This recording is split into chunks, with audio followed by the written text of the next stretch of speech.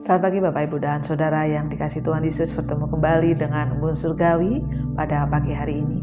Mari kita akan merenungkan firman Tuhan sebelum kita memulai hari ini dengan membaca firman Tuhan di dalam kitab Kisah Para Rasul pasal yang pertama ayat yang ke-8. Demikianlah bunyi firman Tuhan.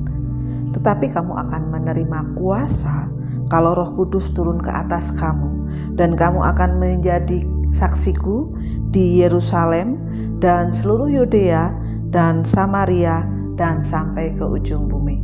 Bapak Ibu dan Saudara yang dikasihi Tuhan, minggu-minggu ini adalah minggu-minggu setelah kenaikan Tuhan Yesus, dan kita akan menerima pencurahan Roh Kudus ya secara kalender. Kita melihat bahwa di dalam kitab yang kita baca pada pagi hari ini, kamu akan menerima kuasa. Ya, kita akan menerima kuasa kalau Roh Kudus turun ke atas kita. Bapak Ibu dan Saudara yang dikasihi Tuhan, untuk menjadi saksinya Tuhan perlu apa? Perlu Roh Kudus ya. Untuk menjadi saksinya Tuhan tidak bisa dengan kekuatan kita sendiri. Tetapi ketika kita meresponi dan menerima kuasa Roh Kudus dalam hidup kita, firman Tuhan katakan apa? Kita akan diberi kuasa. Di dalam Pentakosta yang pertama, firman Tuhan katakan ya di dalam kitab Kisah Para Rasul pasal yang kedua, kalau Bapak Ibu nanti membaca masing-masing, kita melihat dari 120 murid pada waktu itu, karena kuasa yang diberikan kepada murid-muridnya, sehingga apa? Mereka berkembang luar biasa. Menjadi 3.000 orang yang percaya kepada Tuhan Yesus, sehingga ketika pencurahan Roh Kudus, ketika Pentakosta terjadi pada waktu itu, kekristenan atau orang yang percaya itu berlipat ganda luar biasa. Ya, mungkin 70% orang menjadi percaya kepada Tuhan Yesus. Saya pernah mendengar bagaimana kuasa Tuhan Yesus dinyatakan melalui KKR yang ada ya, melalui ibadah-ibadah yang dilakukan umat Tuhan pada mula-mula jemaat pada waktu itu. Tetapi setelah itu kekristenan menjadi mundur karena adanya masa kegelapan, sehingga apa? Gereja itu tinggal sekitar 30% orang yang percaya kepada Tuhan Yesus ya. Tetapi syukur kepada Allah ya, kalau kita melihat, mungkin mendengar cerita bahwa di abad awal 20 ya, atau sekitar tahun 1900, 10 tahun antara 1901 sampai 1098, ada penuaian besar-besaran terjadi. Ada Pentakosta, kuasa dinyatakan luar biasa ketika di Kansas City pada tahun 1901, 650 juta orang percaya.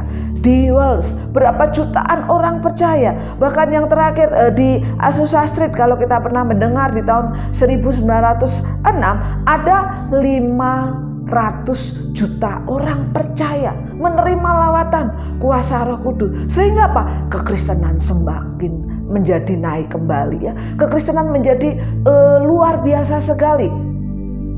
Nah, pada hari ini kita diingatkan kembali ya, bagaimana, apakah kita rindu kuasa Roh Kudus itu ada di dalam kehidupan kita. Kuasa Roh Kudus itu apa? Memberikan keberanian kepada kita untuk menyampaikan firman Tuhan kepada orang lain.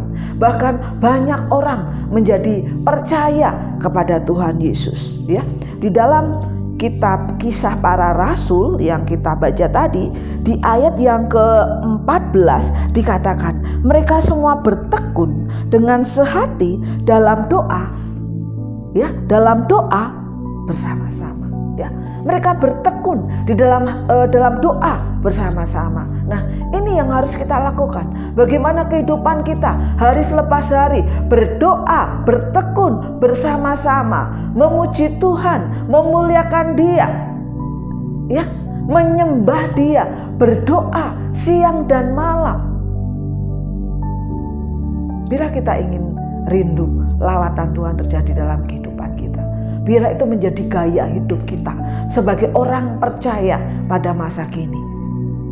Doa, penyembahan, puji-pujian, dan hidup yang berfokus kepada Yesus, itu kita tingkatkan di dalam diri kita hari lepas hari. Dan di hari-hari menjelang Pentakosta pada minggu-minggu ini, kita dikuatkan kembali, kita diingatkan kembali supaya kita mempunyai keberanian untuk menyampaikan kabar baik. Kita diberi keberanian, diberi kuasa untuk membawa orang menjadi percaya kepada Tuhan Yesus. Selamat pagi, selamat merenungkan kebenaran firman Tuhan. Dan biarlah kuasa Roh Kudus dicurahkan dalam diri kita dan memberanikan diri kita untuk menceritakan kabar baik kepada bangsa ini, kepada keluarga kita, kepada kerabat kita. Tuhan Yesus memberkati.